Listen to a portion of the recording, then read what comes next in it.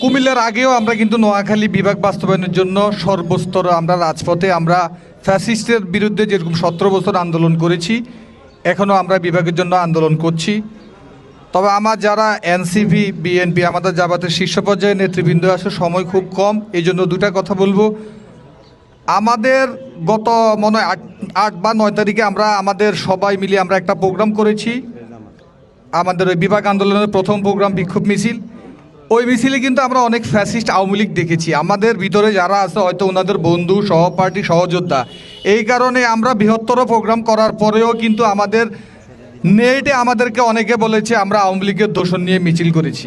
তা আমি একটা রিকোয়েস্ট করব, যারা গত 17 বছর আন্দোলন সংগ্রাম করতে গিয়ে আমাদের মতো কর্মীরা যারা 6-7 বার জেল খেটেছে ফ্যাসিস্টদের বিরুদ্ধে আন্দোলন করতে গিয়ে, এবং আমার নেতাকর্মী যারা আছে যারা দীর্ঘদিন কষ্টের পরে একটা স্বৈরাচারকে দূর করার পরে আমাদের একটা এখন পরিবেশ এসেছে। তা আমরা আগামীতে ইনশাল্লাহ আমরা নোয়াখালী বিভাগ বাস্তবায়নের জন্য আমরা যে আজকে যে সবাই সর্বদলীয় ঐক্য আমরা একসাথে হয়েছি, আমরা ভবিষ্যতেও ইনশাল্লাহ সর্বদলীয় ঐক্যের মতের বিনিময়ে আমরা যে কোনো আন্দোলন সংগ্রাম করলে আমরা ইনশাল্লাহ সাফল্যের দ্বারপ্রান্তে চলে আসব। আমি একটা কথা বারবার বলি আপনাদেরকে, আমাদের কিন্তু এখানে কমিটি নিয়ে একটা ঝামেলা আছে। সেটা হচ্ছে গত 17 থেকে 16 বছর বিগত আমলে যারা নোয়াখালী বিভাগ আন্দোলন নিয়ে সংগ্রাম করেছে, আমাদের সিনিয়র নেতারা আছে, জামাত আছে, এনসিপি আছে, আমার ছোটো ভাইরা আছে, ওনাদেরকে মিলে যদি একটা সব দল থেকে 2-1 জন যারা ডেডিকেটেড, তবে কোনো হাইব্রিডকে কমিটিতে আপনি সভাপতি করে দিবেন, এরপরও সভাপতি আর সামনে চেয়ার দখল করবো, তার কোনো যোগ্যতা নাই, 5টা লোক আনতে পারবে না, এরকম লোক আমাদের নোয়াখালী বিভাগ বাস্তবায়নের ক্ষেত্রে নেতা হওয়া দরকার নাই।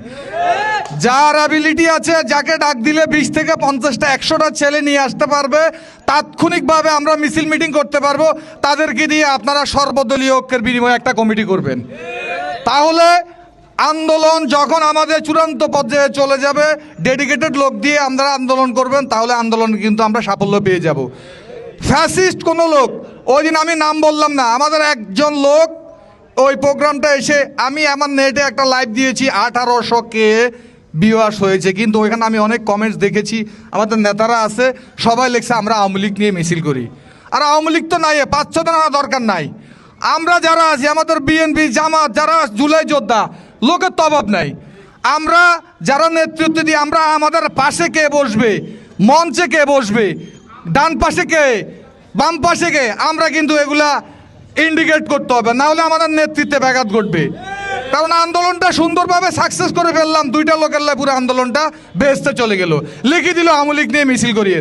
তো কথা বেশি বলবো না, আপনাদেরকে বারবার রিকোয়েস্ট করি, নোয়াখালী বিভাগ আন্দোলন কোনো দলের না, এটা সর্বদলীয় ঐক্যের, এটা আমাদের প্রাণের অধিকার।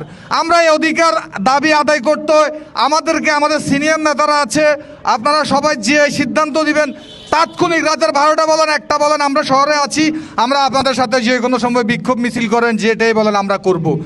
আর কুমিল্লা আমি ওনাদেরকে আমাদের কিছু স্লোগান, আপনারা যারা ছাত্রনেতা আছে বিশেষ করে তাদের প্রতি দৃষ্টি আকর্ষণ, কুমিল্লা আমাদেরকে নিয়ে বকাবকি করো, কারণ কুমিল্লার কাজে এটা, আমরা বকাবকি করব না।